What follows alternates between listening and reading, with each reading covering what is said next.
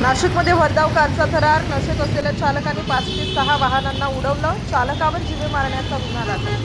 नाशिक शहरातील मुंबई नाका पोलीस ठाण्याच्या हद्दीत दीपाली नगर येथील हॉटेल इनायत कॅफे परिसरात शनिवारी 18 जुलै रात्री सुमारे 10 वाजण्याच्या सुमारास भरधाव कारने उभ्या असलेल्या 5 ते 6 वाहनांना धडक दिल्याची धक्कादायक घटना घडली. या प्रकरणी पोलिसांनी कार चालकाविरुद्ध जीवे मारण्याच्या प्रयत्नासह विविध कलमांन्वये गुन्हा दाखल केलाय.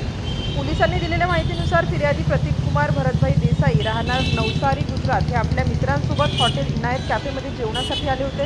त्यांनी त्यांची टाटा अल्ट्रोज GJ21 PD 0342 ही कार व्यवस्थित पार्क केली होती. त्यावेळी MH15 JL 9407 क्रमांकाच्या टोयोटो रुमी ऑन कारचा चालक शंतनू प्रदीप कुलकर्णी राहणार उपनगर नाशिक याने कोणत्या तरी नशेच्या अंमलाखाली बेदरकारपणे वाहन चालवत उभ्या असलेल्या 5 ते 6 वाहनांना जोरदार धडक दिली. या अपघातात फिर्यादीच्या वाहनासह इतर वाहनांचे नुकसान झालं. चालकाने लोकांच्या जीवितास धोका निर्माण होईल याची जाणीव असूनही निष्काळजीपणे वाहन चालवल्याचा आरोप करण्यात आला.